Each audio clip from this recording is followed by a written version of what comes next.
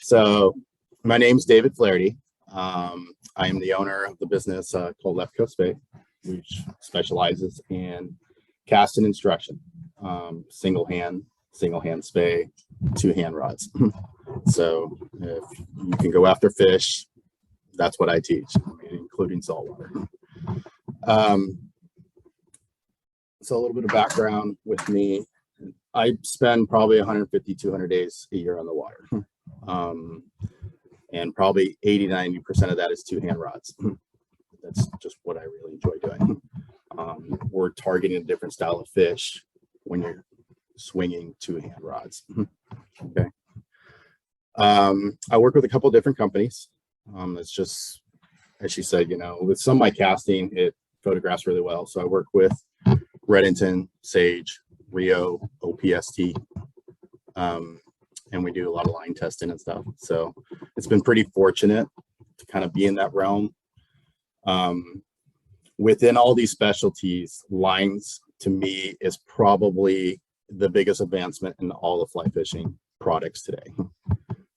You can totally change the dynamics of what you have by changing lines. Everyone wants to go buy that new rod, which is nothing wrong with that. But I can tell you, if you're frustrated or it just doesn't work the way you want, we can modify that with a line much faster than just chasing new rods and expecting that to be the solution.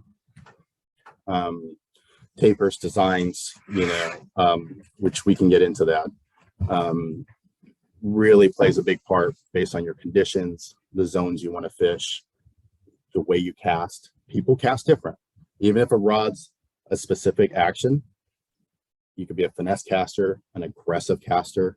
That totally changes maybe the line that works for you. So those are things that help modify. And I can tell people, like, you take a video, give me 3-5 casts, I can probably analyze, tell you what's going wrong, what you need to improve, whether it works for you and your style of casting. Okay. So with that tonight, we want to kind of focus on steelhead, on specifically the McKenzie River. It is a year-round fishery, which is pretty nice. We'll kind of go over, I'm just going to go ahead and advance. So these are pretty much the zones with this map. So we have everything from the confluence right at I-5 of the Willamette River, which is kind of the end of the McKenzie. And most of your steelhead are going to be up to the lever, because there's a dam there. Okay. Everyone thinks that's the end of the line for the fish. That's actually not true. But I will say that your biggest majority, your best success is going to be between the lever dam and the headwaters that meet the tailwaters, the confluence of the Willamette River. That's 34 miles of steelhead water just in that zone. Okay. There are steelhead that do go above that. The McKenzie actually doesn't have any wild steelhead, so to speak. Okay. It was a hatchery ran fishery. With that said, there are some things. I work with some of the biologists, actually, John McMillan and Bill. I've talked to them about some things because we've seen fish that are unclipped above the dam. So a lot of that has to relate to our red sides breeding with fish that, because any rainbow can become a steelhead as long as it goes to the ocean. Okay. So there's some genetic lines that I believe have some steelhead-esque qualities. And we do find fish. I mean, I've found fish, I want to say ballpark 15–20 miles above that dam. So don't isolate that, but I will say if you're really trying to target them, target from the dam down to the Willamette. Okay. The McKenzie is kind of an interesting fishery because one thing is great. I mean, we have an amazing aquatic and bug, entomology river. It's super clean. It's like one of the third cleanest rivers on the West Coast. And you see that in summer, 8 feet of water, it looks glass clear, all the rocks. So that clarity also means those fish usually have that clean genetic line. They have really good eating habits. So you're going to get some stronger, very pretty, clean looking fish, which everything in my slides and stuff are all my photos, my stuff, real fishing on this river. Okay, so we'll see that as we go. The McKenzie really is a boat dominant river. There's so much private property, not to say that you can't, but if you really want to boost your odds, having a boat, and it doesn't have to be anything special. It could be, I ran a single pontoon just as a water taxi. Okay. So don't dismiss that. The places that you can get walking access, there's definitely fish. It just gets targeted a little bit heavier. So you got to play time conditions just a little bit better. That's kind of the key thing right there. So, with that said, there are seasons. So all of our fish are summer steelhead. People ask, are there winter fish? Well, we caught some in the late season. They're still summer steelhead. There is a very big difference. They come in as juvenile fish if it's a summer steelhead. So the McKenzie, we've caught fish earlier and later, but this is kind of like the baseline. So you're really looking at April, October. It can go into, we've caught them into December, but realistically, the last day in October, beginning of April, that's a really good time to start keying in on those fish.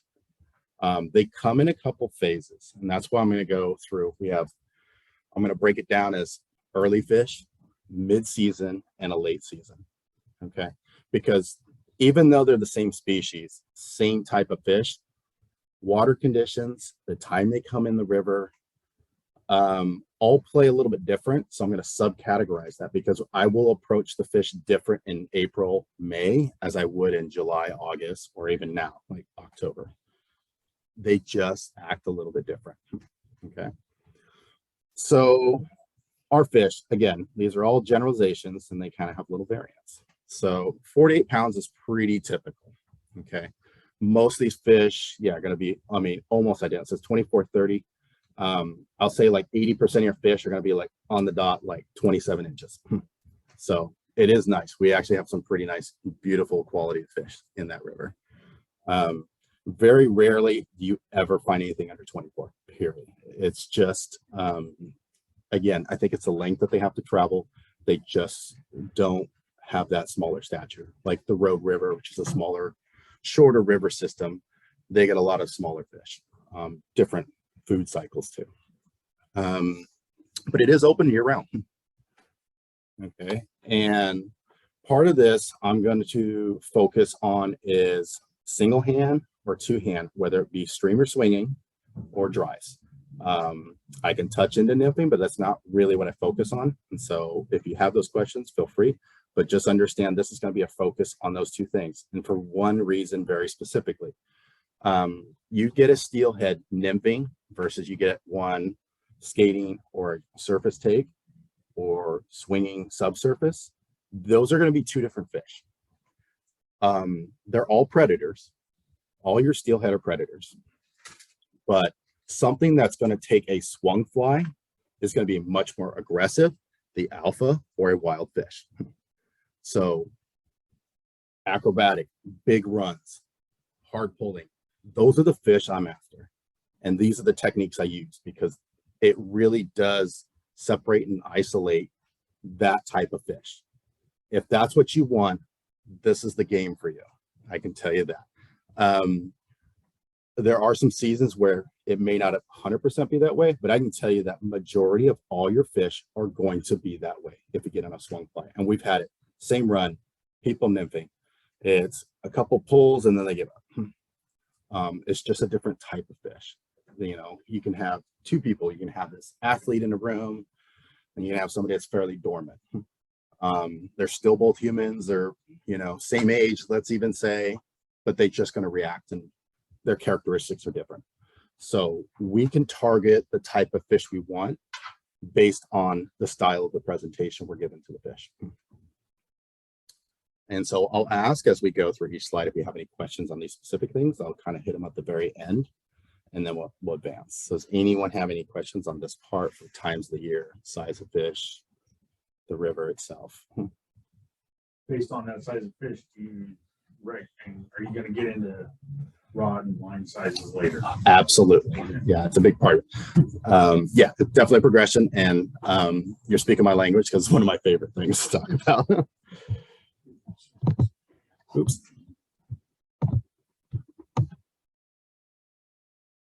Okay, so our early to late season. And so again, this is last year's.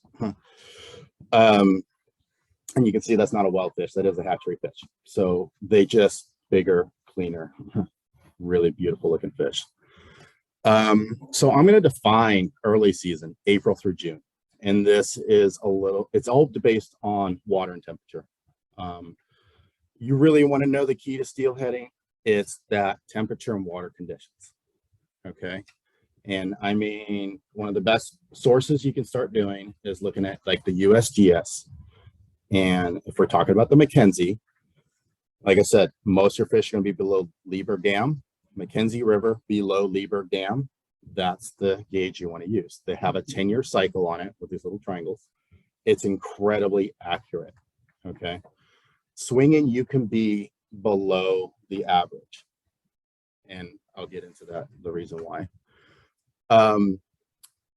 You know, if you've been out like trout fishing, you know, here we're going like March Browns and PMDs and stuff like that. So that's kind of our early first hatches coming off, but we know the water's still higher than typical, like if we fish in the summer. Okay. So these fish can come in as early as February, March, and we've caught them in March, like first, second week of March. Super chrome bright. I mean, it's incredible. So the water's going to be a little higher. Flows are faster. It's got to be off color. We're still dealing with rain that can change sediments and that. Okay. So with that, these fish are typically, steelhead are lazy by nature. I hate to say that, but it is true. So the least resistance travel path is what a steelhead takes. Meaning if you take a leaf at the head of a run and drop it, and whatever that travel line is to the tail out, that is majority highway, steelhead highway between that run that they want to take. Okay. So if we have higher water, that leaf that you drop can go river left, river right, in the middle. It's broader, it's wider. So these fish actually have more travel lane space in the early season. As we get lower, those lanes get narrower and narrower, and it gets a little bit more fine-tuned and easier to read. So in our early season, those are things to kind of be looking at.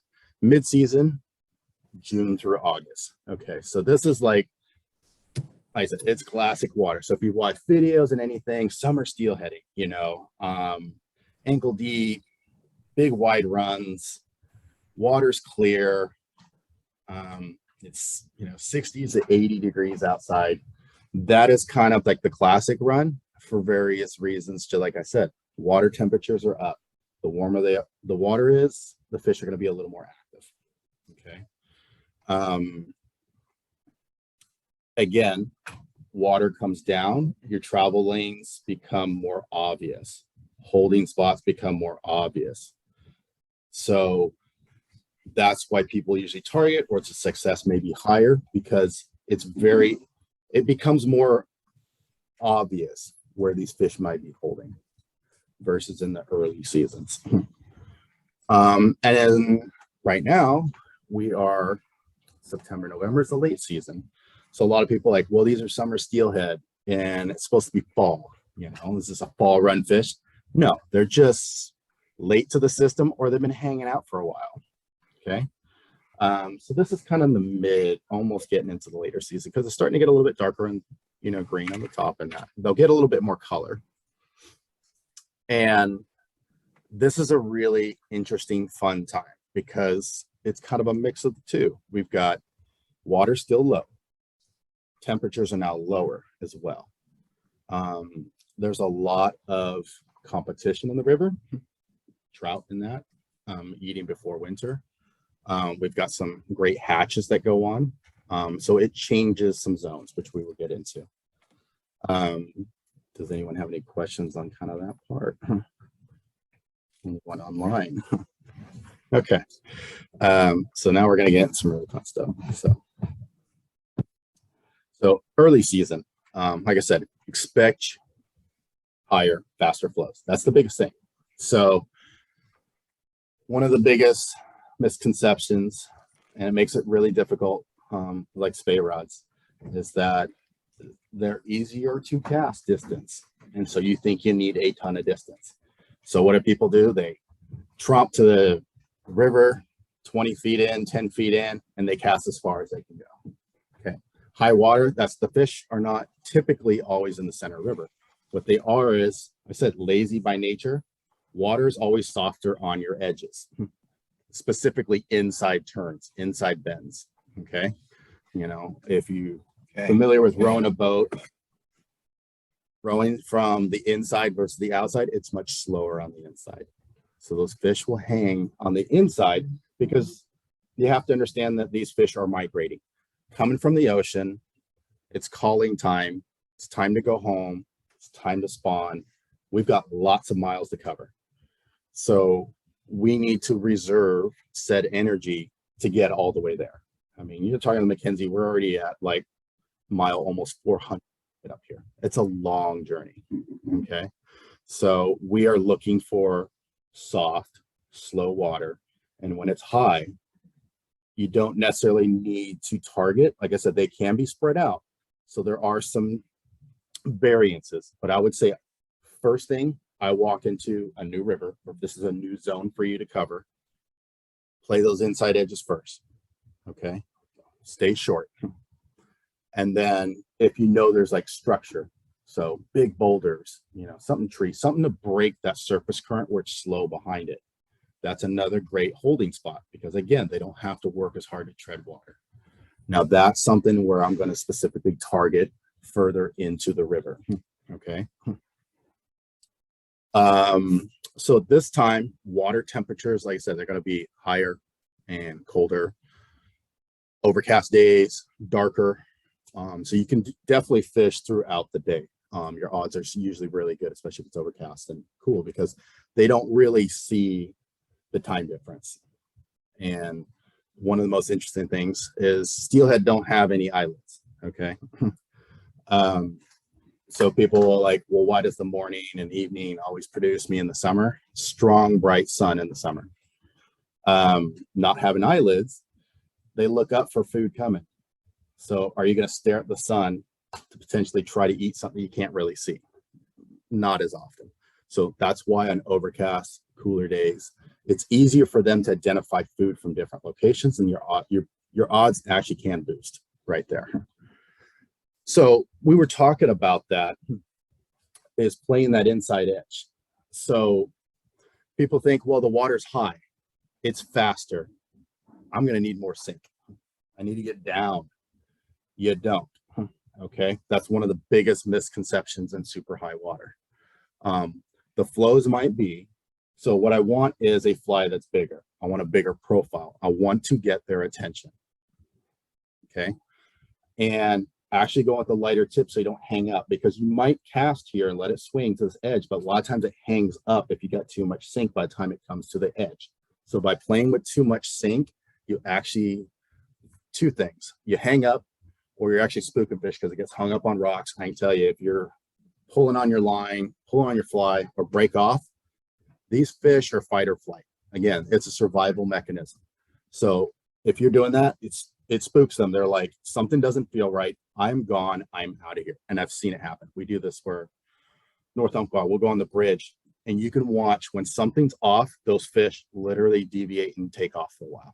15 minutes, 20 minutes, they'll come back. But that is something to play. So when it's high and fast, I would start with a lighter tip.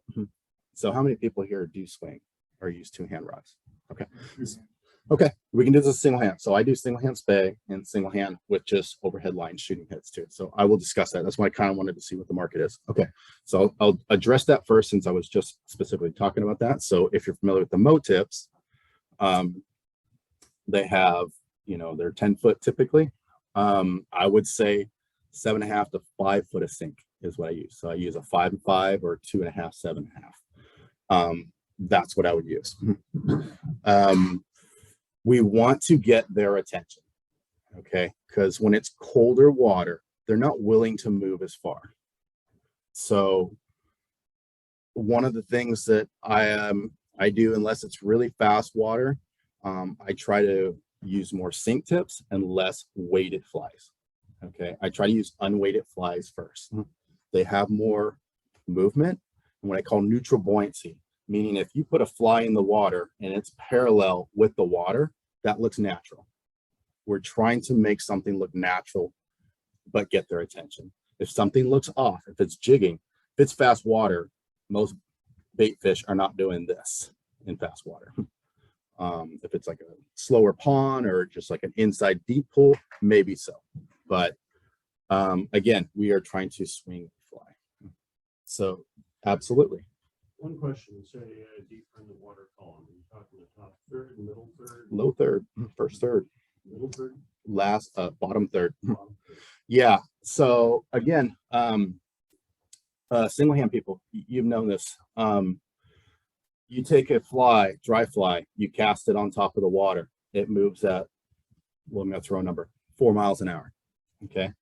You take the same fly subsurface 3 feet down, it moves almost half the speed. Okay. Surface current on the top, the water's faster on the top, it's slower on the bottom. So those fish, they work less when they're lower on the bottom.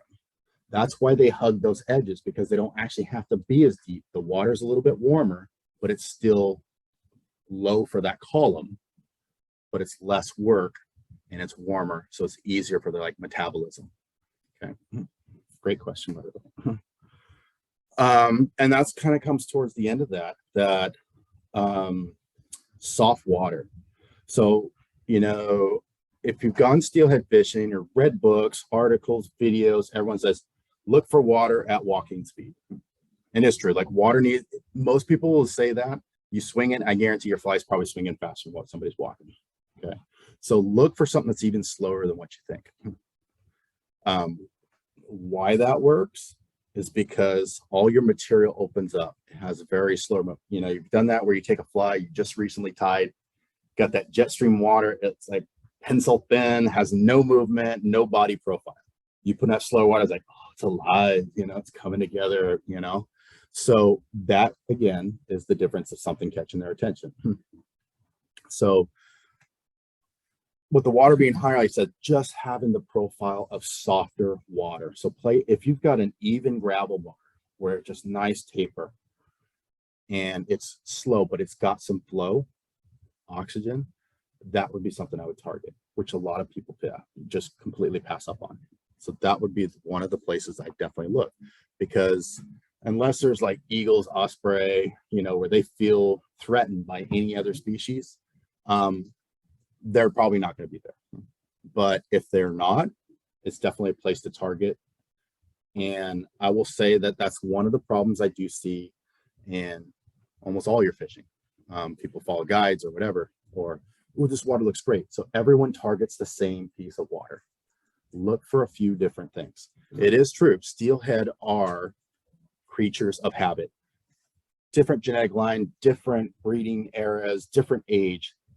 They're typically going to hold in the same areas. I can tell you the number one most difficult part of steelheading is locating them. If you can locate fish, you can find them year after year after year. You wonder why guides are always on fish, because they spend 5 to 7 days on the water. They're locating fish, marking all their points, different elevations and that. They may be there, may not be there that day, but they're typically going to hold in said position. And it works year after year. Like I have a spot. Within 3 casts, if there's a fish there, I'll hook into it. And it's the weirdest thing. I'll tell people, like, give me 5 casts. I bet we can catch a fish. And it's just to prove that point, that they do hold in the same spots. And one of the hardest parts is just locating them. So water, time of year, type of flies, questions on this? Temps would you recommend? Yesterday it was 54. Okay. So the most ideal, doesn't matter what time, Ace said summer steelhead is 52, 58. 55 being actually the absolute best. You can catch them up to like 60, 62. That's pushing it. I would say 60. I'd probably cap it. For summer fish, I would say as low as like 47, 46, 47. You'll still get them to move. So that's actually a great question. So we're talking about temperature. Slower the temperature, you got to get a little bit closer in their face. They're not going to move as far. You come out your house and it's raining. It's like, do I really want to go do all this stuff outside? Or when it's summer, it's like, I can wear shorts, sandals. I can go hang out all day. These fish are doing the same thing. If it's ideal conditions, I'll make my move. So 55, for an example, fish will move 20 feet for a fly. I've seen it. We get in those lower temps, it might be 18 to 3 feet, 4 feet, 5 feet. So somewhere in that ballpark. I want to address that. We talk about swinging. It doesn't matter if it's single hand or two hand. So there's a system. It's very systematic. I can tell you the number one reason that most people lose steelhead is, oh, I got a bump. And what do? They sit there, they cast, and then they cast, and then they cast, and they're wondering why they're not getting a bump. All you're doing is spooking fish. They saw something, they weren't sure about it. They went after it like, I'm not 100%. Again, predatory. We're getting them to chase. That's the type of fish we want. If I didn't like it, it's that little kid, dad, mom, that's what you're getting. They're like, I don't want anything to do with this. And they're gone. So you need to keep moving. We want them to chase. Okay. So that's a big one, is people not moving enough. So make sure you're moving. And with that, they say take 2 steps. It's kind of this normal one. Or if you're still on stripping line versus walking at that point, they say take a pull. Because most people's arm length, give or take, somewhere between, it's roughly 3 feet plus or minus like 10 inches. Okay. These fish, like I said, like this particular river, they're 27 inches. Why do we do that? It's the length of a steelhead at a time. Otherwise, it's in their nose or missed it and went past their tail. So if you're going too slow or too fast, 3, 4, 5 steps, I said these fish may only move a couple inches for a fly. It might have been there, and you might have gone way over the back of it. Okay, so be methodical, make them chase, keep moving, but not, and you're going to have to play it, whether it's a little bit fast, a little slow, but whatever it is, keep that rhythm, whether it's 2 feet, 3 feet, 8 feet. I don't really care what it is. If you can stay consistent, that's what hooks fish. People like, well, you're super mechanical. It's like my cast, like I'm hitting the same angle every time, which that gives me the same speed, the same angle, the same approach. It's just, it was far. It's like, as it gets closer and closer, now it becomes something focused for them. Okay. So we want to get their interest and gradually build that until it's in their face. Okay. So, oops. Mid-season, most popular season by far. This is wet wade season. The rivers are down, water clarity is up. Did you have a question? No. Okay, just want to make sure. Okay. So the river, it's easier for us to see the structure below. The travel lanes become more defined. Now with it getting warmer, sun up, fish are going to want a little more oxygen. So this is the interesting one. People like, they come and ask me like, well, early season, I've been casting this inside edge and now I haven't touched a fish in like months. I don't know what's going on. Okay. So they're not going to be in 6, 8 inches of water typically on the edge anymore.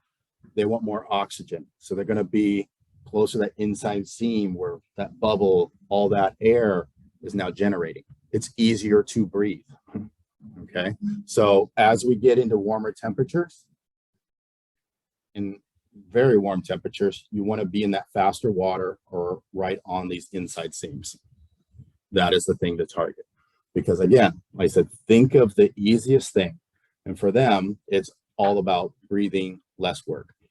It's, if you take a super warm day, we talk about the Deschutes, you go in that canyon, it's 10, 15 degrees warmer. That's the same thing of them being on that edge. It's like, I can't breathe. It's like open the oven. So I'm going to go somewhere where it's cooler. Okay. So start looking at a little bit further in. And a lot of these rivers, I'd be looking at that 3 to like 6 feet of water. Okay. This again, we can start scaling down fly sizes as well, because they can see stuff from much further away. We don't need to get their attention the same way. You go too big, not that some will still go after large flies. And I know people that fish them year round. There's nothing wrong with that. But it's kind of like this. I'll give an analogy. So we're like in New York City and everyone's wearing the black umbrella, the black coat. You blend right in. All right. That's throwing a small traditional fly. And then you got the guy in the big clown costume with a big sign walking down the street. It gets your attention, but it may not be the attention that they want. And that's the big fly. So we have options. And because they are juveniles, so some of them that are very juvenalistic in their nature might actually go for the big, crazy, wild clown fly. Okay. But this is a time where the longer they spend in the river, they become a little more trout-like. So they're keying in on natural food sources and habitat, but they still want the chase. Okay. So that's kind of the big one. So yes. What fly size is this time? So this time, again, it's best to water temps, but I would say 5 to 7 on your traditional flies. 4 on the larger size. But yeah, I would say that most of your fish are probably going to come between like a 5 and 7.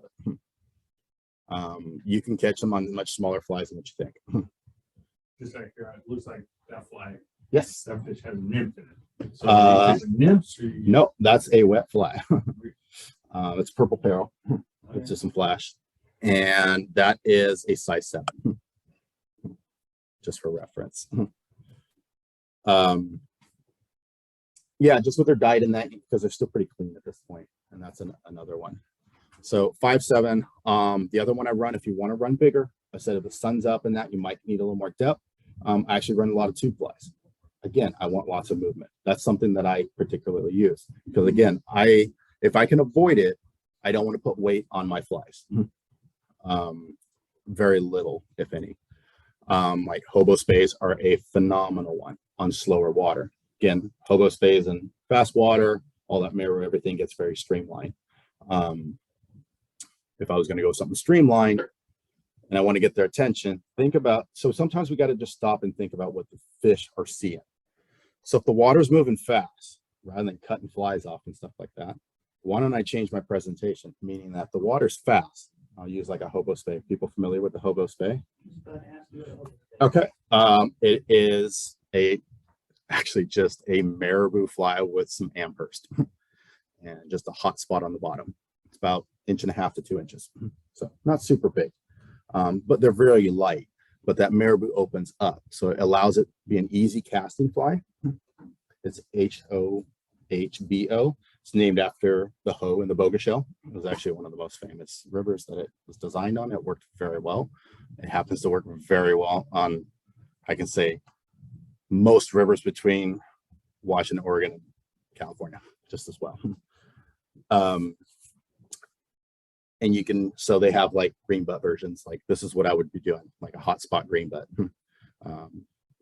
Green butt skunk is a very popular one. Yes, please. You mentioned I don't have any hooks. I type flies, trout flies. I don't have any hooks in the odd number. Okay. What are the 5, 7? What is that? They're just like, so I'm trying to think like on your, like a nymph hook. I mean, it's really close, like a size like 2. It's just like A-Rex and that, like they just run the odds or AJs, Alec Jackson flies. They're typically in odds. Like I said, you can run it even. So a fly, I would say, is about 1.5 inch to 1.5 inch profile is really what I'm looking at. Something streamlined. So one of the things I found in Steelhead, and this is like all across, that I personally like to do, especially if the water's clear, is cropped profiles, sparse flies. Okay. Why the hobo spay works, I said it uses Amherst. To me, and this works in a lot, like if you're trout spaying, you might notice this. Stuff with barring catches fish. To me, it's less about like flash, the type of color. It is seeing contrast. These fish see contrast. So barring, throwing that hot spot, it's a contrast against the body, thorax. That is something that I would be looking at doing. I mean, that fly is just sparse purple, tiny little hot spot, a little bit of flash. Okay. Like I said, if you're running faster water and all your materials is flattening down, I'm looking at it, very thin profile. Now, if I throw this presentation broadside, it's much easier to see. So if the water's fast, throw some broadside presentations versus this down and across. So typically it's down and across. And what I mean is throw it closer to 90, throw a little men, you give it a little bit of like a dead drift, and then let it swing. It gets their attention. A little bit bigger profile without having to change anything. So that's kind of the beauty with a lot of this stuff. Like I said, we could change tips. Before you change flies in that, just think of your conditions and think if you were there, how does it look? And this just comes by experience. If you know that this water feels fast today, if you have I can tell people that you want to fish one, find a special run that you love, because you're going to, that you go consistently to. You're going to see the difference in the water, whether it's up, it's down, color, is it, algae moss on it? Is it super clean today? Do I got debris in the water? Those are going to give you feedback on flows, speeds, water condition when you have success versus not having success. That's the puzzle we're putting together. That's what Steelhead, they're going to be, by nature, they're going to want to travel a certain way, whether it's temperature, speed of water, and it's up to us to try to cross that path to find out when they're crossing that path, when they're holding here. So it's really good to find, if you do, a specific piece of water, cover it the same way, try or try like with one fly or second fly, but try to experiment with it throughout the seasons when it changes. Okay. Any other questions there? That's mid-season. So like I said, this is the time, like I said, 55 is ideal. It's like prime time. Fish are willing to move. They're going to run for flies. So a lot of times when you get those flash, like, did I just see a flash? It probably was. They will move for flies. I said, you don't have to go big, but in the daytime, if it's really sunny and that's why I will get a little bit of depth. So think of these smaller flies, more of a AM, PM, or play the shade. Deschutes is the most renowned river for playing the shade. I've caught a great deal of fish warm as long as you're playing the shade. Again, it's a visual thing. If they can't see the food, they're not coming for it. So those are the kind of the things that I'd be looking at. So think of bigger, maybe a little more depth, because it's a little bit cooler as the day goes on. They're going to move into deeper water. And then in the morning, they're going to be a little more active. So again, they're getting a little more trouty at this time, not fully. So that's one reason we're getting, well, these traditional flies, we're usually throwing it just on a monoliter or intermediate. So most of these flies are only like 3 to maybe a foot, but mostly like 3 to 10 inches below the surface. That's where you're getting those takes. It is, so they have to move, knowing that I'm telling you to go in 3 to 5 feet of water, 3 to 6 feet of water. These fish will move for flies. Okay. Yeah, so McKenzie specific. So everyone looks at, how do you break down this river? There's a head of a run, the mid body, and then a tail out. Those are kind of like your classic water pieces. Okay. I can tell you most fish are probably in tailheads. It's just the case, the way it is. But what they don't really think about, like that's a classic run out water, they don't really see much on the other one. So one of the biggest ones are shells, and we see this a lot. Like if you've done any kind of trout spay, whether it's single hand like swinging or just throwing like wet flies, that it's that color transition when you go from that clear blue and then it goes into that green color. So the color change, the depth change, where it has that color seam, those fish will usually hang on that shelf.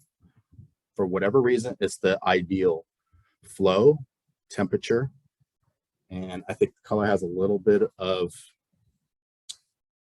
concealment to it.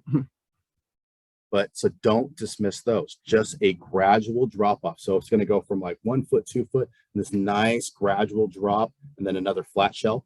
In that drop, that's usually where most of those fish are. So that is one of the spots that most people miss, and you pass up on a lot of fish. Okay. This is another time because the fish, they're a little more abundant. We had some early run fish. Now we're in the mid-season. And all of a sudden it's getting a little more crowded. So I look at what we call like micro seams. So we've seen it like when we have like a back tributary, okay, or just in the middle of the river, you see like, oh, it just has a very small little bend between like 2-3 rocks, something like that. Don't dismiss those. Target anything if it's short. I mean, a lot of these fish are in very close quarters together. So look at different water that has these same characteristics. Inside bends, big boulders, walking speed or slower, or a shelf. If it's got any of those combinations, it's really good odds there's probably a fish there. So that's something that kind of, yeah, the sun angle, really important. That I said, as the sun comes up, like you got maybe used one fly and it was working great. And then all of a sudden we got sunny days, the fish just aren't taking them. Okay. Sometimes they're there. It's just colors reflecting off of sunlight look a little bit different. So we find this in a lot of other species. You know, if you've done any like sea rat cutthroat or fall rainbows, is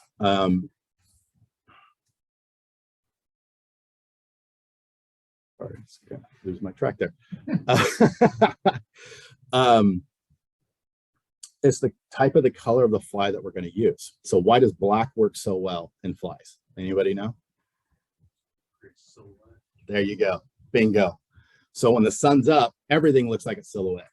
Why does black work? And it doesn't make sense because they say, oh, if it's bright day, you're supposed to throw a bright fly. Dark day, dark fly. It's sunny. Why is black working? Because when you look at something, they see the outline, the silhouette. That is one of the biggest keys to this fishing.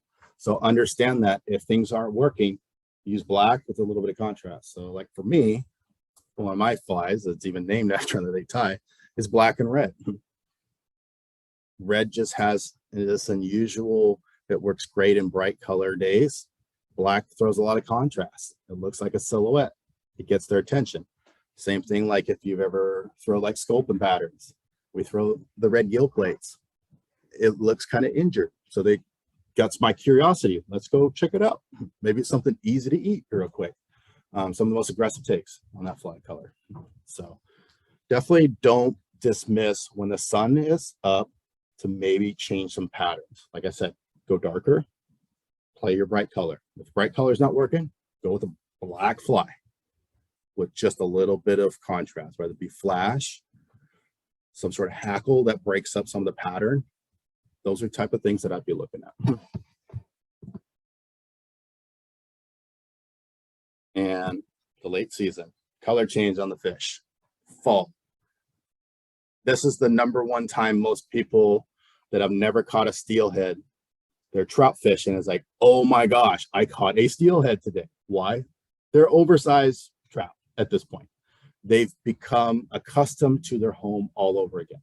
This is why it's one of the most fun times to catch them, because they are going to be very similar to tactics that we already know. Again, I'm still swinging these, but we're going to have to scale up just a little bit bigger. You know, like trout spay, we're looking at, you know, woolly bugger, sculpin patterns, you know, flies are getting close to that 2-inch size, something with rabbit on it, you know, they take it because they get really aggressive in the fall. These fish are competing in the same zones, so they are going to eat the same way. All right. It's just that they will hold and stay put versus most of your trout are kind of, they got this couple 100 yards to quarter-mile max, you know, as their life, you know, kind of zone. They're kind of cruising because this is my neighborhood. I know it all. versus he's the tourist and he's staying at the hotel at the easiest place to park. So we have to look at same nature, but where are they? So we're going to be using those same things, those inside bends, behind structure. Now we're looking at a little bit slower water because the temps are dropping. So it's an unusual time because now we have what we know is most of the water is still low, but now the temperatures are lower too. So it's kind of this different combination.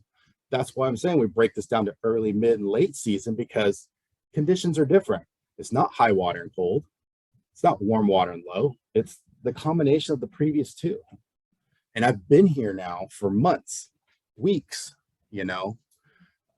So it feels more like home again. So they start eating like trout. And on top of this, this is when it's one of the most famous times to actually hit the surface. Evenings are probably 10 times better than almost even the mornings. You'll definitely hit them in the morning, but fall evenings could be some of the best dry fly steelhead fishing, period. October caddis is one of the biggest reasons. Great big food. They're pretty plentiful in the evening. So another thing that surface presentations on dry flies. Fortunately, we did video, but so said fish on a swing, they bite a fly, shakes, pops off. You're talking about that happens a lot. That fish is done.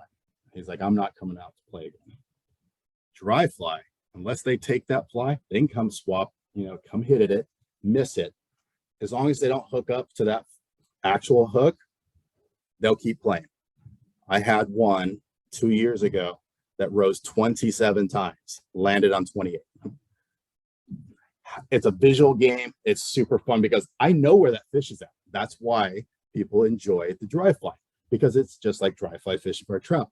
The difference is they keep coming until they get it. And so once you locate that fish, because it's very obvious they're in the area because they come out of the water, they're not like a merger takes. They come out of the water for it, and it's pretty big. It's like baby sharks, tails hit the water. It's super fun. That's why I absolutely love that part. But if they don't connect, you can keep playing that zone. That's what makes it super special. Yes. So are you dead drifting it or skating? Skating. Okay. So like we were talking about, or what I was talking about, flies barring it's a broken pattern. So I wake my flies, and a knot that I use is the Turle knot, Turle. Fantastic knot. It's almost like a jam knot, but it locks in the head. It's a lot better than so a lot of people hitch. I'm not a huge advocate sometimes of that, because if you twist it wrong and it gets hooked on the hook, it actually weakens the line right at the fly. So Turle knot is more of a jam knot. So if you look it up, there's some great videos on it. When you do that, it keels the front of the fly up, tail end down. We use like foam, moose, you know, deer hair, something like that. And what it does is it produces a beat behind the fly. And so I am creating sound and visual behind my fly. It's like this huge tracer, like coming down on an airplane. You got those light markers. That's what we're giving them. And that's why they keep chasing, because they see this from a long ways away. So when I'm waking flies, that's what I want to do. I want to get their attention, and they definitely can hear that. And we found that waking your flies and just make that little beat. We can't hear it, but they definitely can. Like if you've ever been in a pool and you make sounds, you can hear that like 100 yards away. They're the same way. It's just a microscopic little way of getting their attention. But because it's so consistent, the same speed coming across, it doesn't seem, it's more like white noise. So it doesn't seem like something that's alarming to run from. But yes, I do. And play with your speeds. So if you are going to be skating, skate slow, like these down and across. Like I'll throw 90 downstream men. I want that thing flying across, because we've seen that when bugs land in the water. So like wind is one of my favorite times. People are like, oh, I hate the wind. Playing the wind, we've seen bugs land in the water and they're kind of making these, you know, little saucer kind of maneuvers and stuff like that. That gets their attention. that's a lot of times why we see like takes when the wind kind of picks up, you know, stuff falls off the trees. But play with different speeds. That would be my biggest thing. Most people think you have to go really slow. They will take stuff a little bit faster on the surface. It's all about making a strong wake. That's my opinion. So lives in my neighborhood. Todd Hirano, another friend of Shandy's. He's famous for his, it's called a Little Wang, lots of foam. That thing is almost unsinkable and makes these massive wakes. It's like somebody water skiing behind that fly. And that's honestly, that was what kind of gave me that idea why that works. And so we start playing with different flies.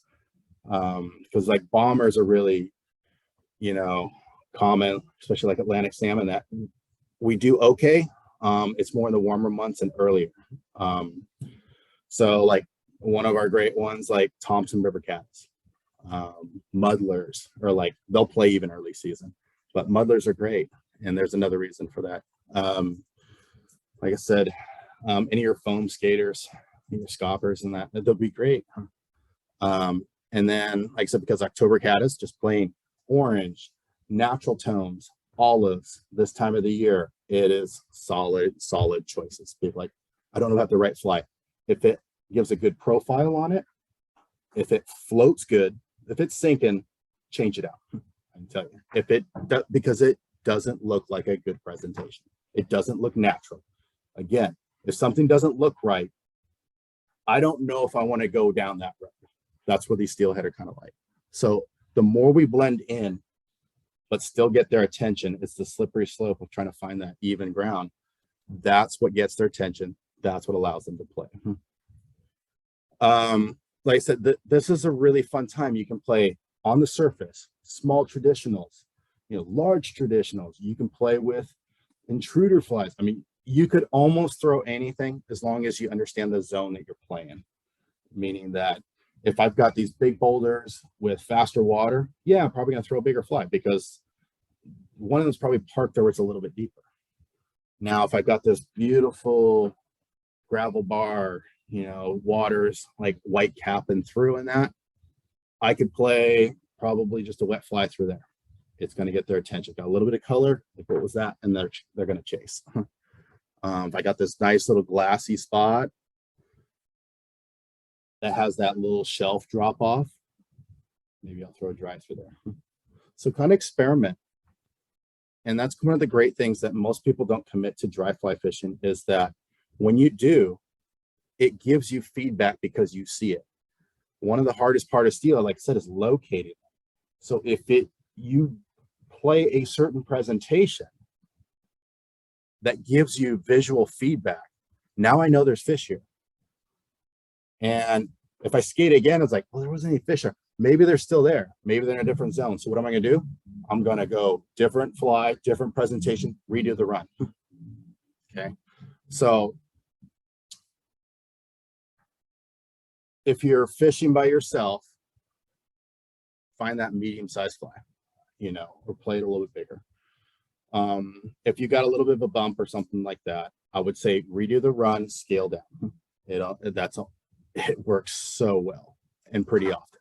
Like I said, most of these fish relax in about 15-20 minutes. So if it didn't fully connect, it was just like a grab. Keep fishing through, don't stop.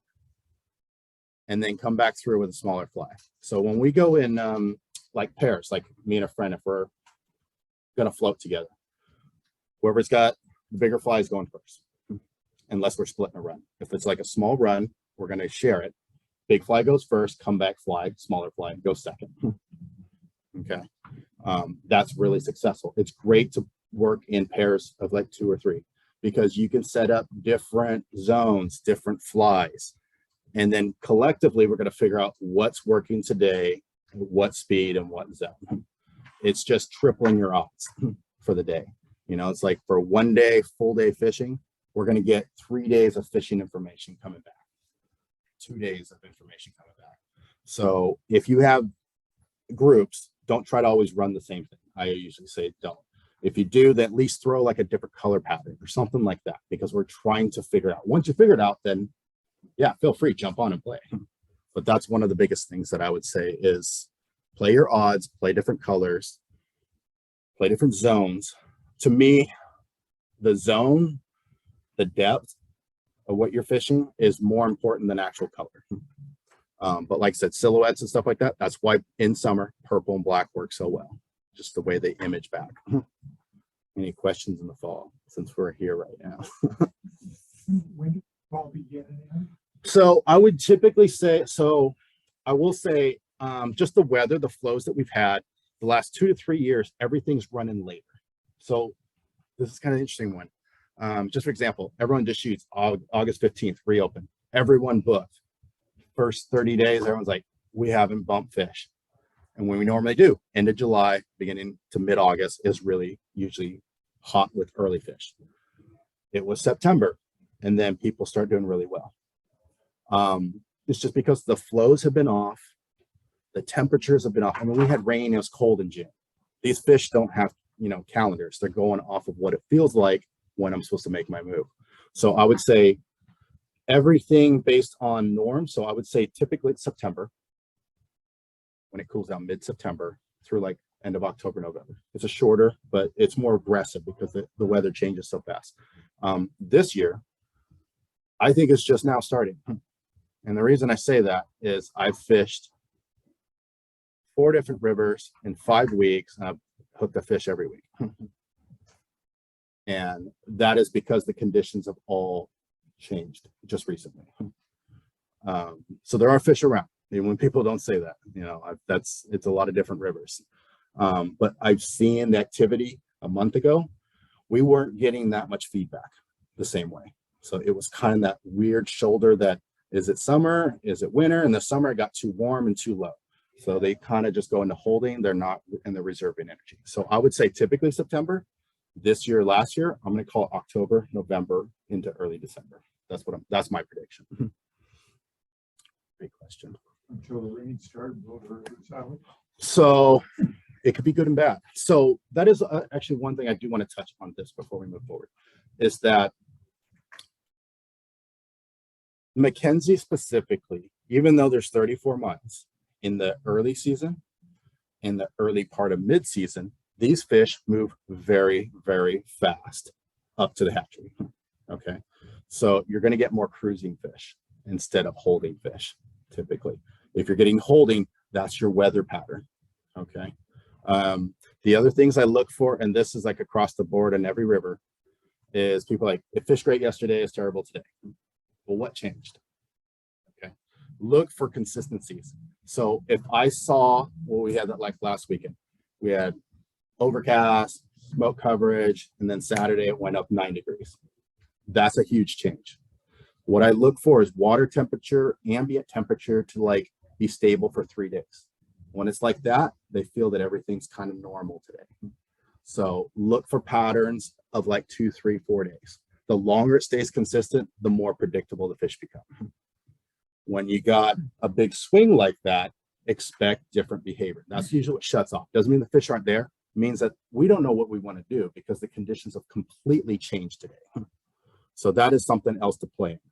Does that go for water height as well? Absolutely.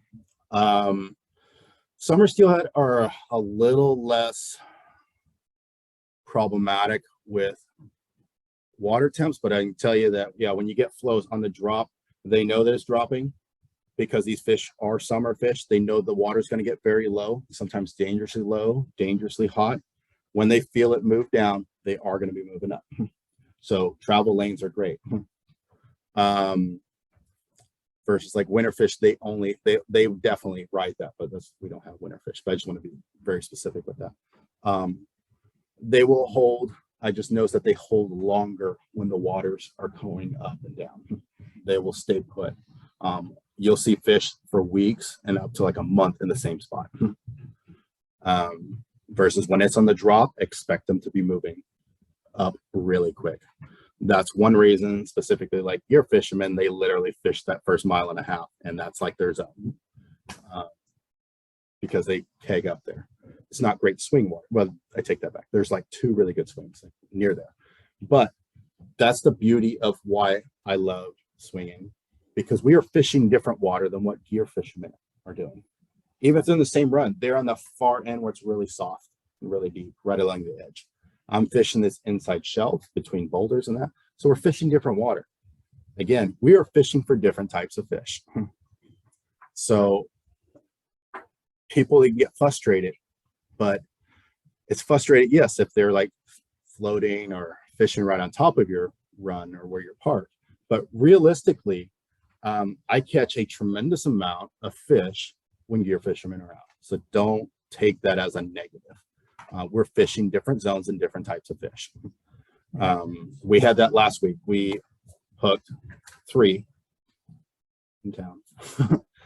And we had 2 other gear fishermen boats that we met at the boat ramp. They didn't touch anything. We were just fishing different water. And it happened to be where we're at. It was surface takes, barely below surface takes, and then 1 on a big fly. So we even got them on 3 different types of flies, which was pretty unreal. And again, conditions were ideal. That's when we just played the early morning. It was foggy because the water temperatures are up. You know, we had fog on the water, great conditions. They play in the early morning, and I'm talking play till last light. Evening with Steelhead in the fall, best time if you're going to play the evening is literally the last 45 minutes of light, period. I've bumped multiple fish in that 30 to 40 minutes before the light goes out. So packing up a little bit early, you might have missed that opportunity. I mean, go have dinner, go out there for an hour and call it a day. Like it could be that good. So don't dismiss that.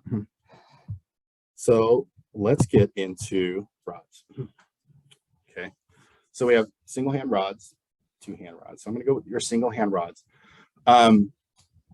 Whether you're going to be running with sink tips, overhead shooting lines, dry lines, to me, a 10-foot rod works better. It fights a little bit better, typically has a fighting butt, and it mends better. I do a lot of dry fly fishing off of a 10-foot single hand rod. So most of my fishing, because I am swinging, I'm wade fishing. I'm not fishing from a boat. 10s you can. So this came up, like I was talking about these micro seams. If you do have a boat, there's like this one spot you can see like, man, I can't wade out there, but it looks really good. It has all the key signs. So why don't you anchor up there and you can single hand swing through or throw a drag through there. And we've caught fish that way. So that is something that does that. Again, people are only thinking of gravel bars, easy wading, but sometimes you can anchor up and it could be like 2, 3, 5, 10 casts, but there could be fish there and no one's really targeting them. So don't dismiss that if you have it. But what I find is the mendability on a 10 and the ability to fight on a 10-foot rod excels a 9. So you can definitely fight with a 9-foot rod. I just find if you were going to buy a specific rod, you'll be much happier with a 10-foot rod. They're easier to cast distance. They're easier to mend, easier to control the line. They do feel a little bit heavier, so that is something to kind of play with in factors. And so for the McKenzie, if you're fishing out of a boat, that's why I have 6, 7, 8. If I'm fishing out of a boat, you can use a 6. I mean, you can fish them out of a 6, but just expect that it's going to feel a little bit on the edge a lot of times. You know, like, am I going to lose this fish? You don't have nearly as much control. So to me, it's about balance when you're fighting a fish, but you still want a little bit of control. That's one of the reasons I actually love Steelhead, because it feels chaotic, out of control until they slow down. And then it's this dance of let them run, let me reel them in. You got to work together until they wear down and you guys can meet in the middle. But if I had to pick one rod, summer Steelhead, Pacific Northwest, north to Southern Oregon or South Valley before you get to Southern Oregon, 10-foot 7-weight. Absolutely. It's a combination of, it's lighter than most of your 9-foot 8s.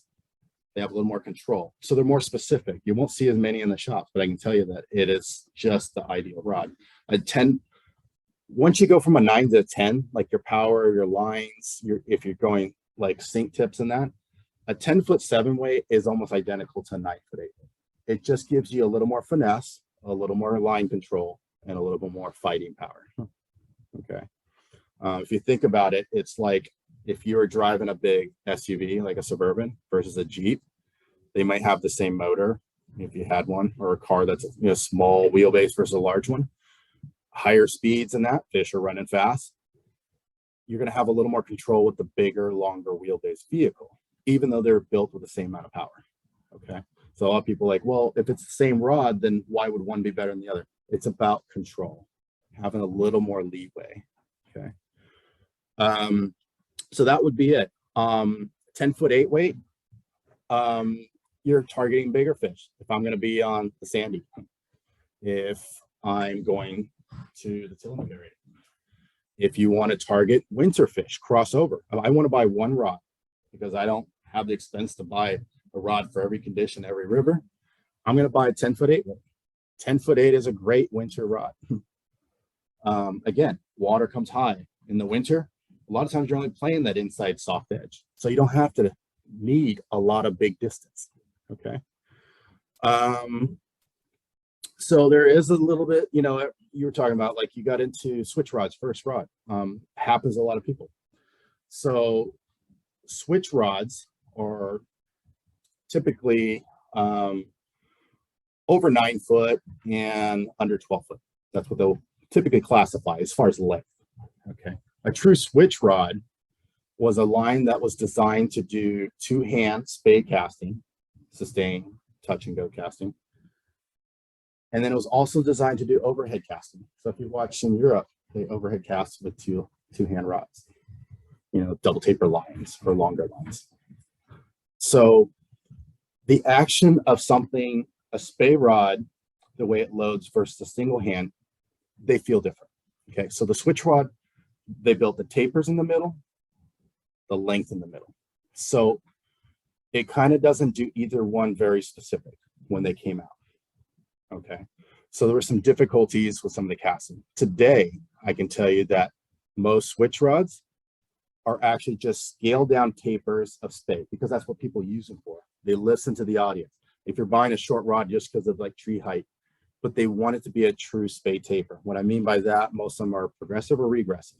So otherwise it gains flex as you load it, or it flexes more, it's regressive, which actually people are like, well, why would I want that? It actually gives you more feedback. Most of my rods, just so you know, are regressive rods, because the deeper you flex it, the more feedback the rod gives you, and then it catapults.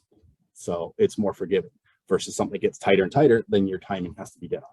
So today's numbers, if you buy a switch rod, it's not the same as a rod that you buy 8-10 years ago.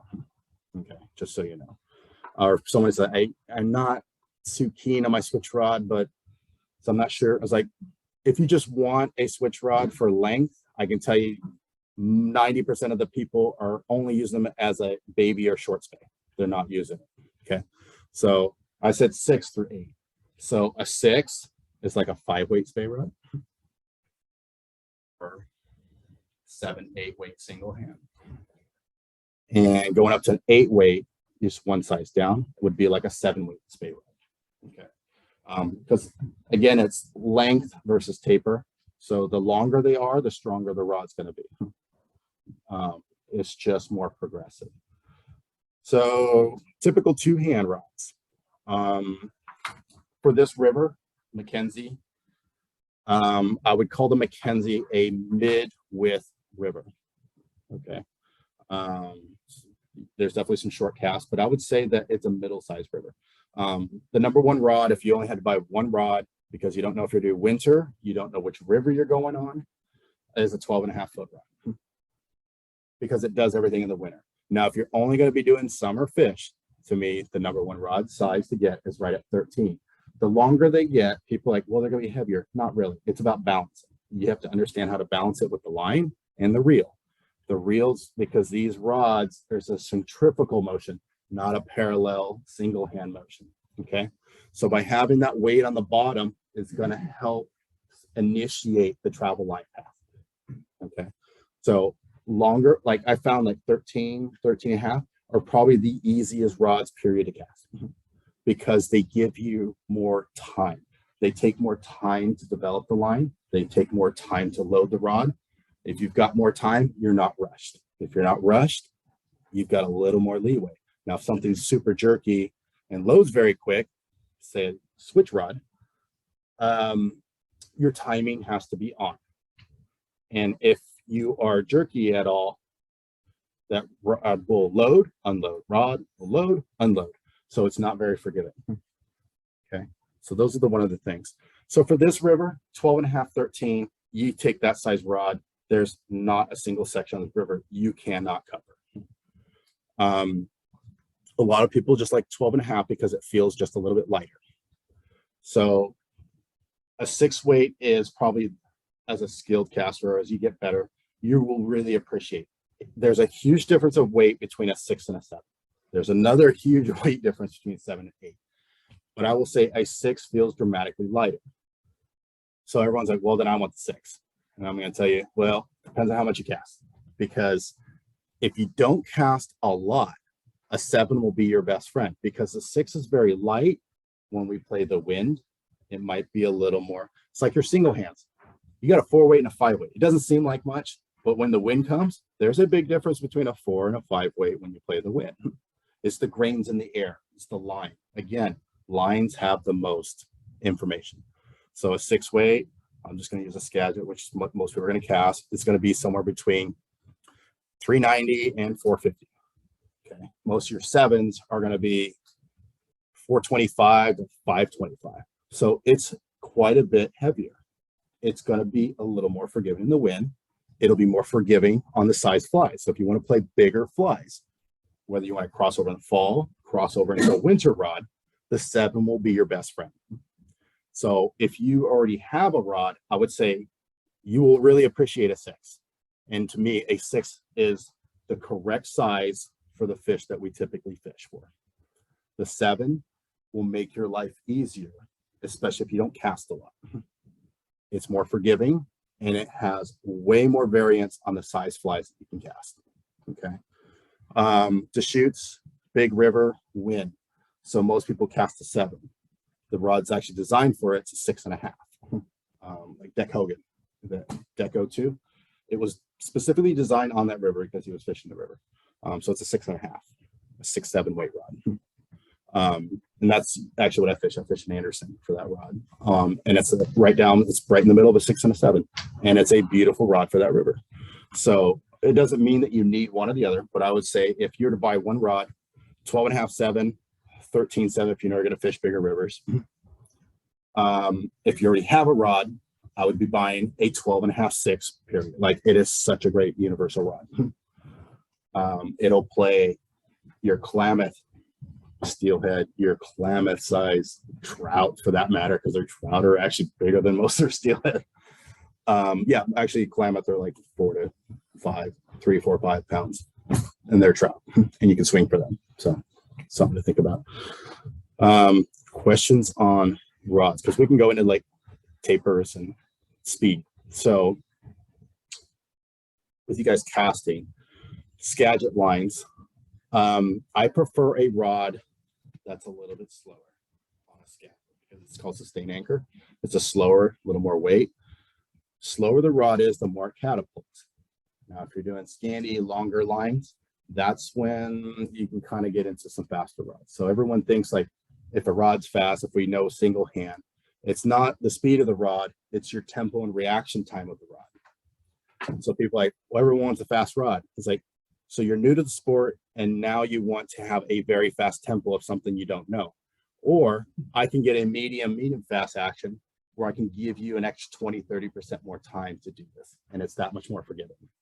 And you want to talk about distance, I can show you medium rods that I can cast 140 feet with. So it's not distance isn't always your friend, but I can tell you that a slower rod doesn't mean less distance. Please. Medium fast, and then Echo, and I know that rod very well. Echo as well in general for the last, up until the full spay and short spay, which is like 4 years ago, all Echo rods are almost a half to 1 line size heavy. So I build, when I think of rods, if you have to call me and have questions, a rod for a 6, 7, 8, whatever size, it should have a certain grain window, for a true weight. Okay, Echo overbuilds their rods. There's nothing wrong with that. Just know that ahead of time. So like an Echo 7 weight is like most other people's 8 weight. I noticed you were just talking about Skagit. Mhm. Oh, so myself, I throw mostly long line stuff or mid belly. So starting short, we have Skagits. There's even micros, which are short, which we can get into some lines. Then there's Scandi, which is Scandinavian. So those heads.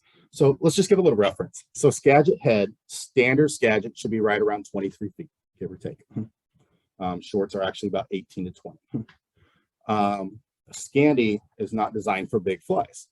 So a Skagit's like a big pickup truck. Scandi is like a sports car. So smaller flies, longer, softer. Think of a Scandi as a long distance for a 2-hand rod, single hand line. Very soft presentation on the water. Okay.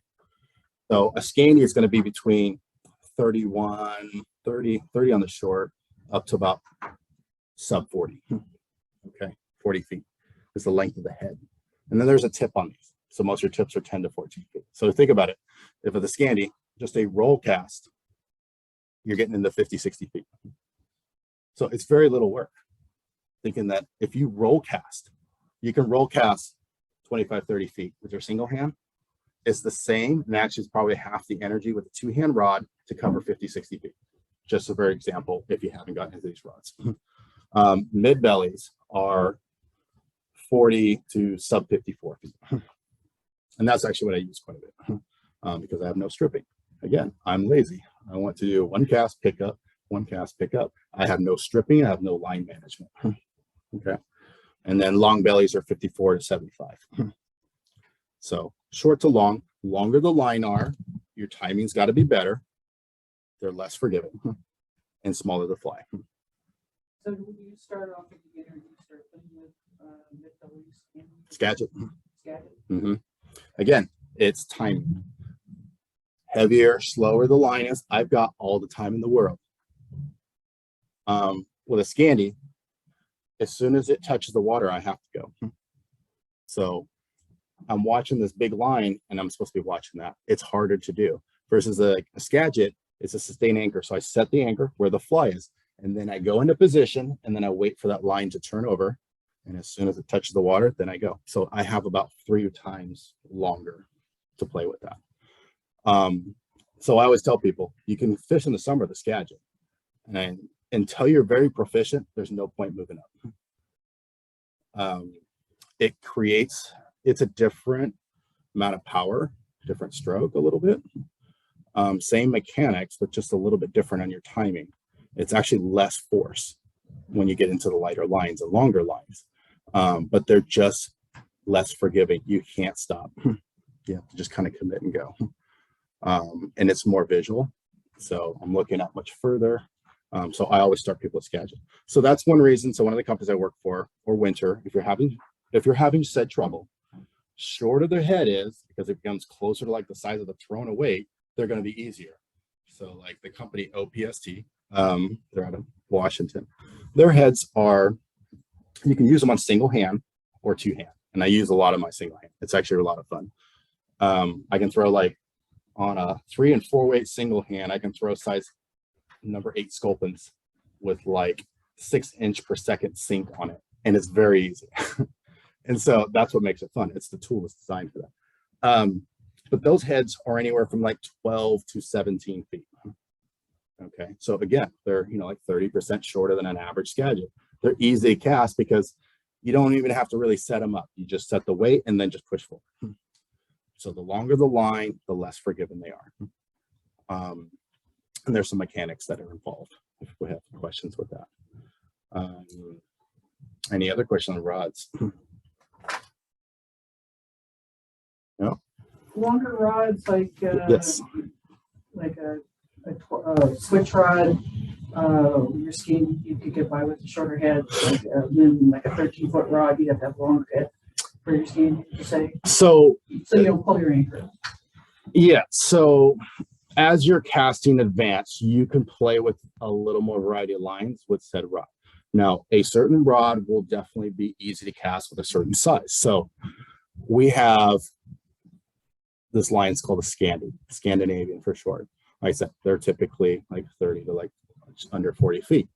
So they have one, it's called a Scandi short.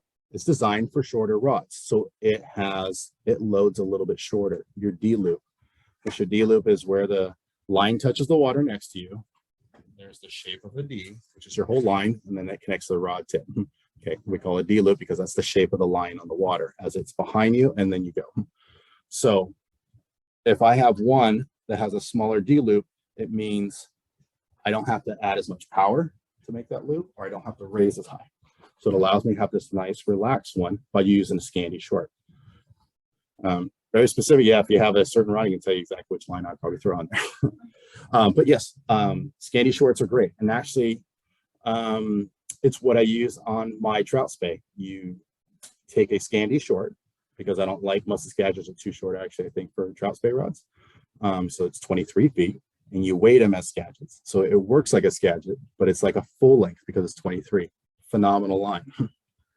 So there's, like I said, there's lots of things we can do to play with lines.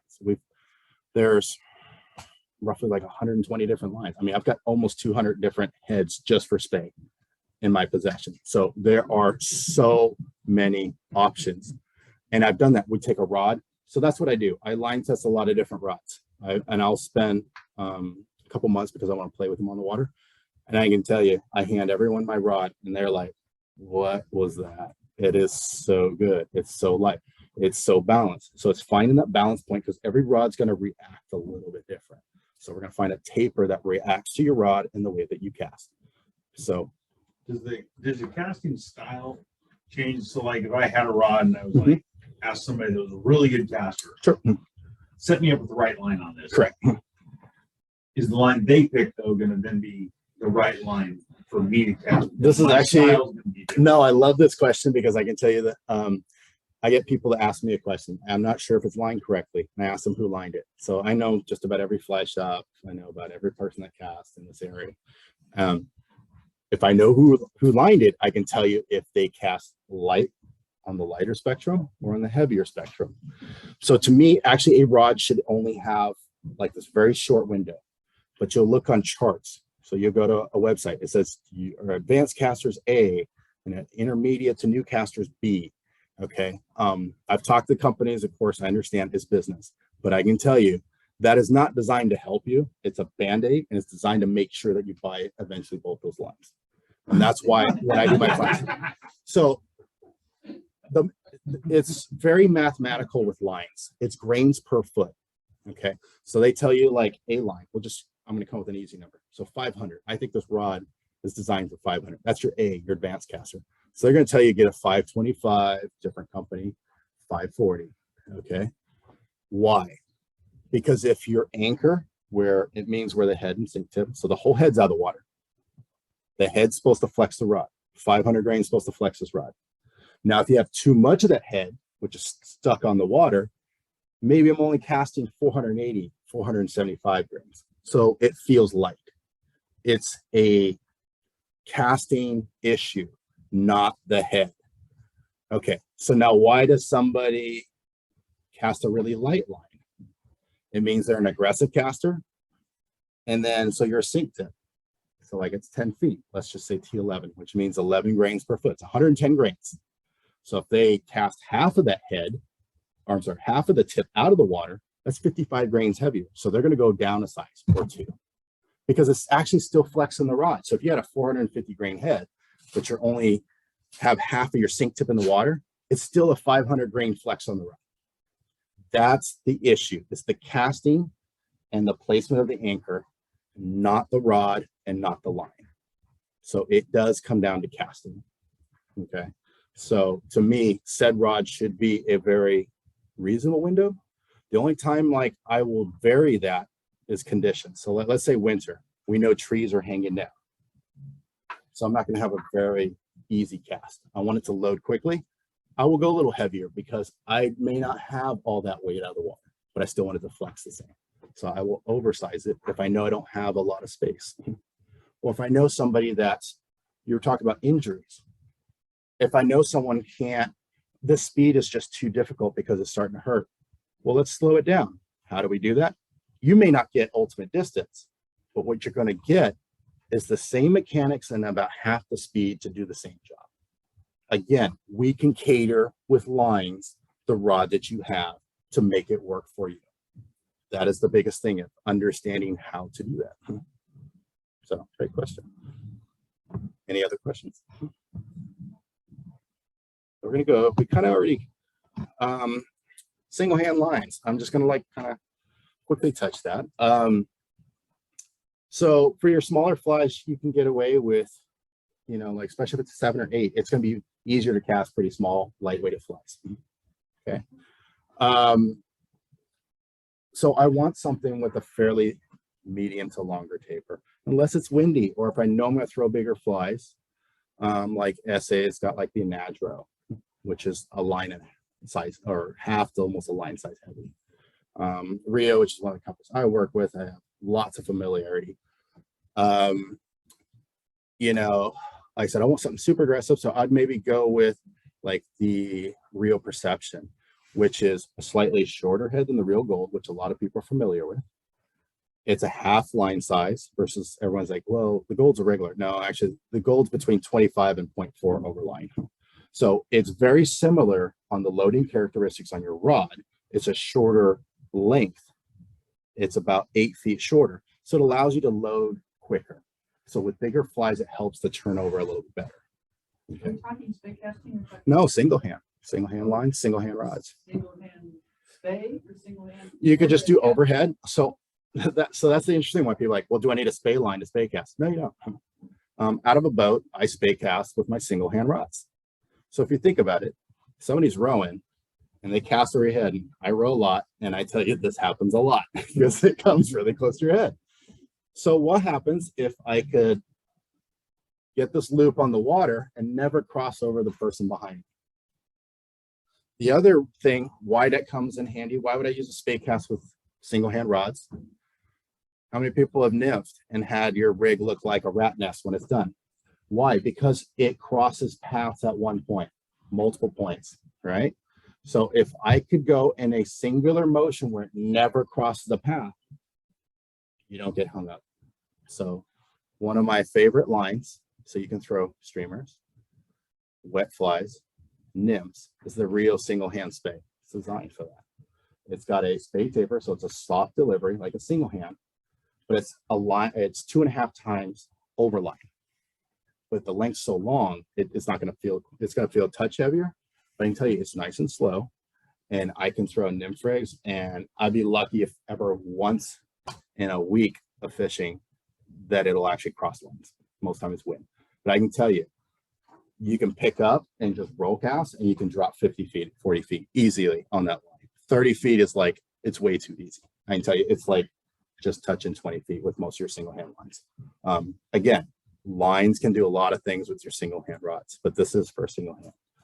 So we can throw wet. Everyone's like, well, I need a 2-hand rod. No, 2-hand rods will just cover more water, and it's less work, less energy, physical energy.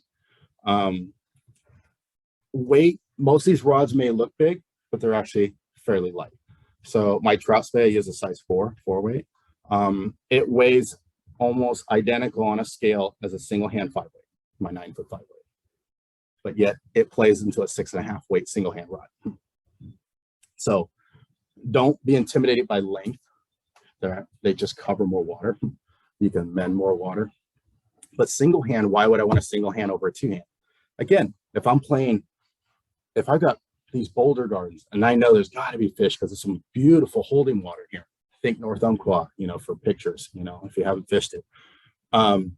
That's why single hands are so good there, because I want pinpoint. They're very short little like drifts or casts in there, and it allows me to have that accuracy with a very light presentation. So single hands should not be omitted or dismissed.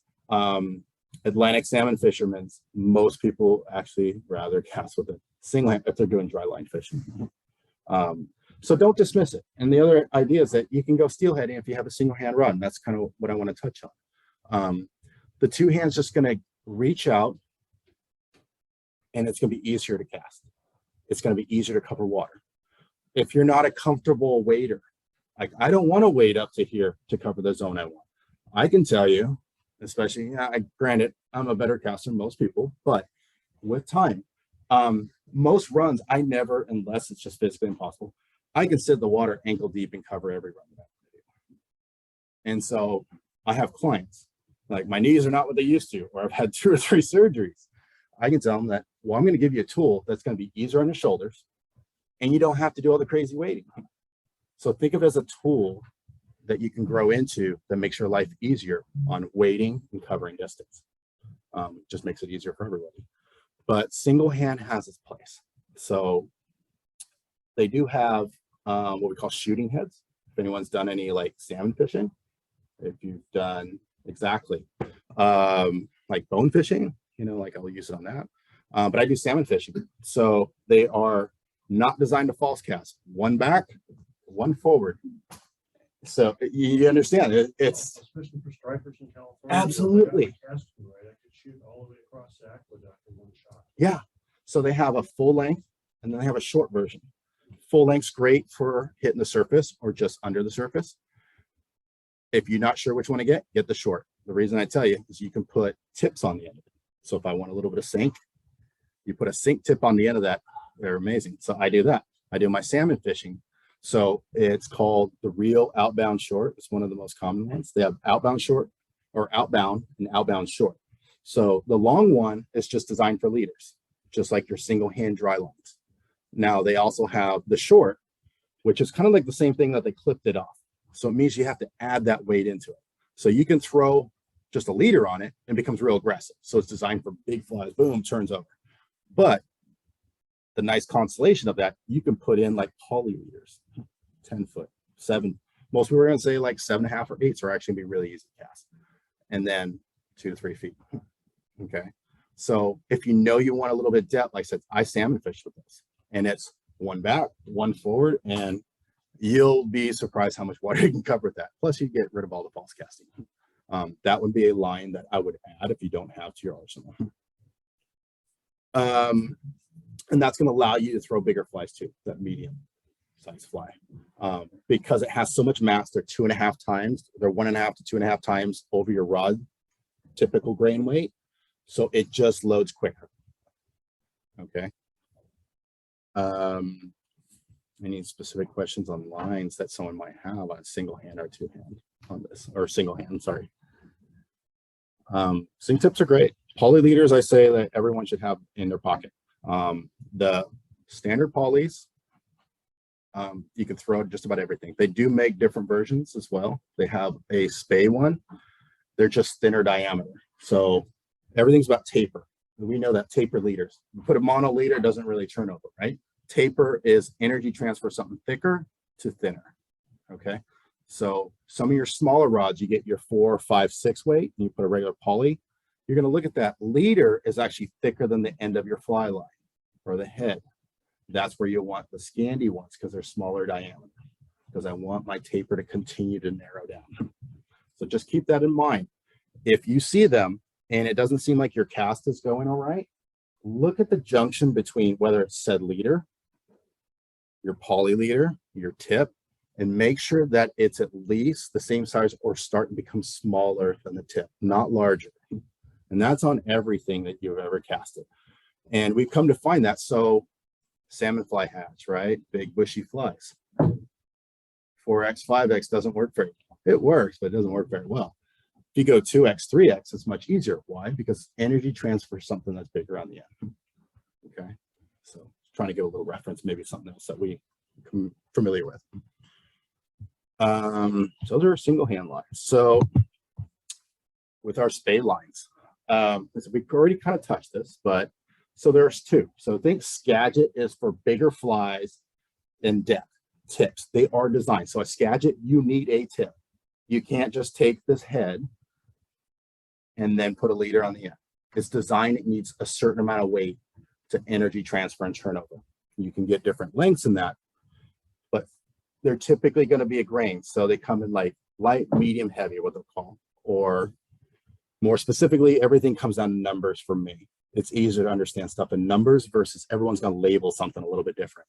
So most companies are going to be real close.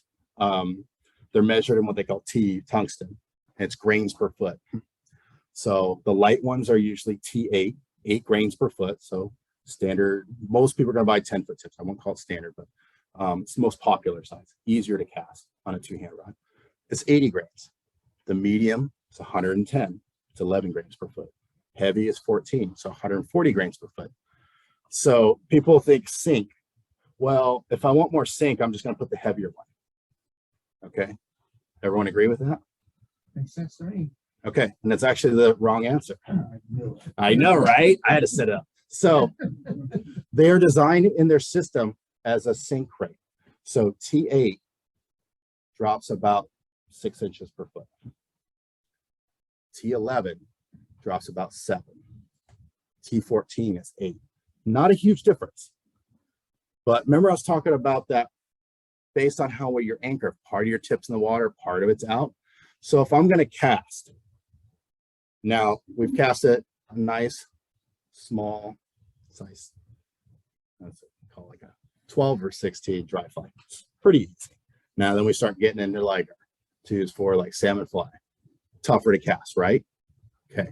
So if I've got more weight on the front, it's going to be harder to cast. So what you do is you match light, medium, heavy to your rod.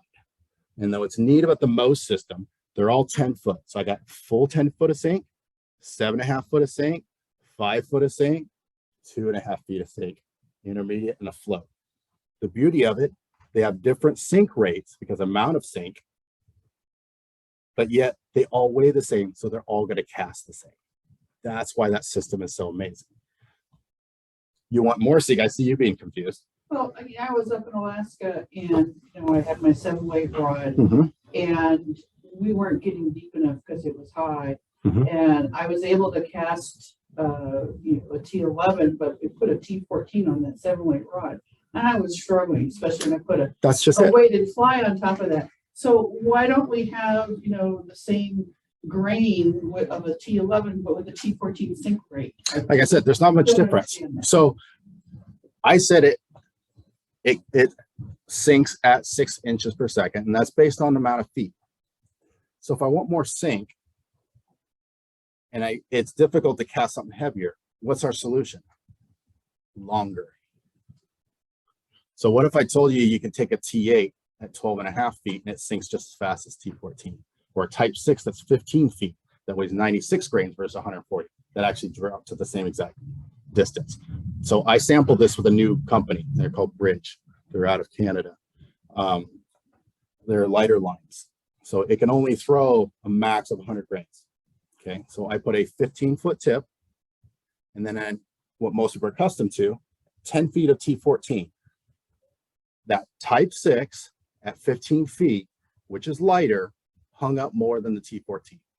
So you want more depth, you need to go longer. Or 2, we go into just what we call specialty heads, multi-density. So if I need more sink, what if I had, so I got a 23-foot head. What if the front of that sinks at 5 to 3 inch per second, and the midsection sinks at 1.5 inches to 2 inches per second? The head doesn't just all float, part of it sinks. Now what do I have? I've got 25, 30 feet of sink now. That's your solution. Again, line technology. It still casts the same. It still flexes your rod the same. So everyone thinks go heavier and heavier, and it's like pulling my car. All right, I got my lawnmower trailer, and then all of a sudden now I've got like a big old trash head. Now I've got a big 5th wheel by my car. They all going to drive differently. Okay, so rather than going heavier, you stay in the same grain category, light, medium, heavy, or one of those. Or like I said, the Rio made what they call these replacement tips, or polys, because polys they're a little variants, but not too bad. Real replacement tips, you can look, it has a set of grains on there. You call me, like I said, I'll set you up exactly which rod. You give me a 6 or 7, like 6 is, 7's a little more variable, but yeah, 14's pushing on the 7. It's really designed for an 8-weight rod. There are solutions, And the idea is that they're all the same grains, but they have different densities, so they sink at different rates. Okay, so that is one of the biggest things, is not overloading our rod. That's why rods break a lot. That's why people struggle with casting them. And I can tell you one of the things, it's people lift too fast. The harder you lift, the more it sinks. You ever just strip and watch fly drop down before it comes back up? You're doing that with your rod. If you lift too fast with a 2-hand rod. When you watch long distance casters, watch how slow they go. Go look at Flahery. I got a bunch of videos I can show you too. So you can always go shorter heads. Like I said, if we got trees, big flies, it's difficult, just go into shorter categories. That is another option, your 2-hand spay lines. I know it's like spay is kind of like, it seems like a whole lot. And it's only because it can be as complicated because there's so many options. It's more customizable. You know, it's versus like ordering off a menu. I've got like 10 choices, or build it yourself and it's like 2 pages long of options. That's kind of what it is. But typically when you get into spay, people know exactly what they want, or at least what they don't want. So you can eliminate certain things. But what I do like about it, it's very customizable. You know, what if I tell you to take a single hand line and you want to lighten it up 5%, 10%. I want it 10 feet longer, 3 feet longer. You can't always do that in single hand unless you're building your own lines, which is not very easy to do for a lot of people. But with spay, you can buy over the counter, you can buy stuff that actually has that option. That is kind of the beauty of it. And again, like I said, we're just targeting different fish with that type of rod. Aggressive fish, I can fish different zones. I can fish the surface. I can fish 10 feet down with the same rod, same casting platform, same exact stroke. That's why I do that, because like I said, I'm very mechanical when I'm going through a run. It's cast, I had a certain angle I want to, because I know the approach that I want to go to. I can adjust it a little bit. It's a big rod, so I can do huge mends if I need to. But what if it's like, you know, I didn't get bumped, but I know there's fish there. Maybe I'm going to go a little bit heavier. I can put on the next tip heavier, or maybe 2 tip, you know, get a little bit further. Let me get another foot or 2, maybe 3 feet. I can tell you the rod's going to cast exactly the same. And yet I can do exactly the same thing I did last time, but I'm fishing a completely different zone. That's why when you see people fishing, like this guy or this lady over here has been knocking them dead. I swear we're doing the same thing, but you may be just fishing different zones. And sometimes that's all it is. And again, that's why I say, if you do the partners, it's fantastic because we're covering different zones and we'll figure it out.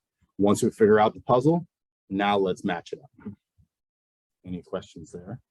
Or anything in general, anything along this lines of Steelhead, the McKenzie, you want river access. I mean, so I've floated the entire, well, minus 6 miles because it's been under fire for twice.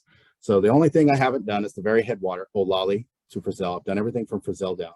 So I've done 62 miles of the McKenzie float pretty regularly. I float probably 400 miles a year on the McKenzie. I know that river really well. So if you guys have any specifics to areas. So do you guide?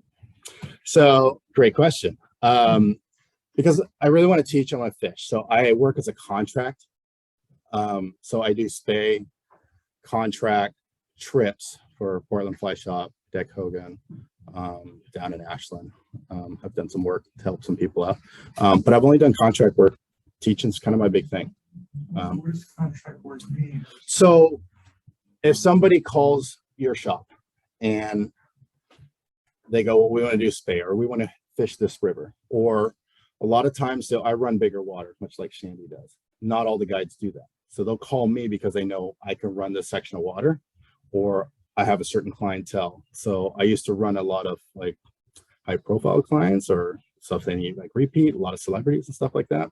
I used to do a lot of that because of my ability to teach, knowing that they're going to get a top rated, you know, kind of performance out of it.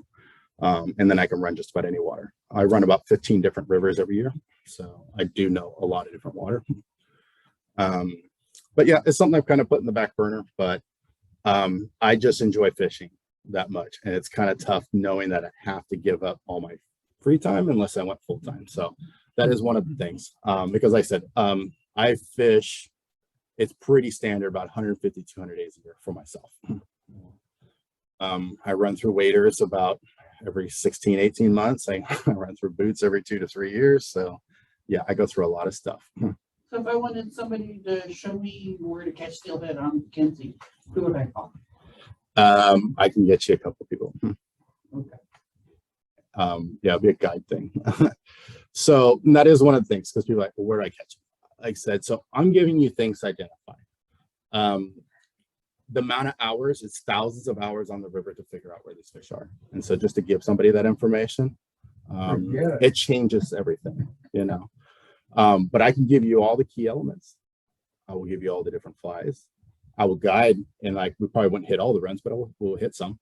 But I have guide friends that we work with together. Just for an example, like how many fish, it was a different river. 5 of us, recreational, 3 guides. The fish that we picked up, steelhead, was almost 10% of all the fish that came over to the falls on the count. It's because we know that section so well. When I go out, we usually get 2 or 3 every time. I've had a trip where we landed a 9, hooked into 11 on a 5-mile stretch. So once you figure it out, there's fish around. You kind of prefer the McKenzie over the Middle Fork because of the water quality? No, it's time of year is each one. Middle Fork's fantastic river. It really is. You just definitely, fish can, it comes in phases. So I will say this, that with steelhead, if you are floating, I will fish lower water than probably most people. Again, because fish are isolated. I know where they're at. 2, most people won't run their boats through, especially hard boats, you know. So look at anything beneficial. So early season, salmon crossover. So the May, June, July, you get hit really hard on Middle Fork with salmon fishermen, which can push steelhead around. So a little side note, if you do fish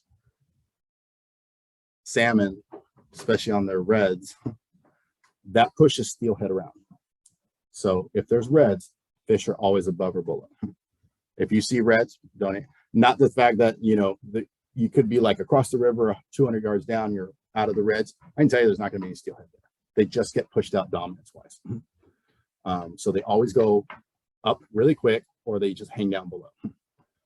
And that's on multiple rivers. I see that very, very common. And you can see reds develop really quick. And usually that's an indicator before you saw them. If you're like, well, fishing's slowing down, that's letting you know that the salmon are getting ready to spawn and they're taking up all the real estate right there. So that is something as an indicator. If you find them, then I know I need to go up or below and look for your water conditions and stuff that has all those signs that actually participate. So we're coming to the end of our time. Yes. Maybe one more question. Any more questions? I'd be happy at anything. We should probably wrap it up. Absolutely. Yeah, I know. Thank you all so much. I hope everyone grabs a little bit of something out of this. Oh, very impressive. And again, so whether you're a client or not, people contact me if you have information. I'll tell you if the river is like hasn't been great or it's been good. You need line suggestions, rod, all that, just call me. I had 3 on the way up here. This is something I do because you said the most difficult part is buying stuff, knowing it's not what you want, and you just get more frustrated. So call me, okay? Shoot me a text, email, whatever. It's all the same to me. All right, thank you very much for everyone. Huh?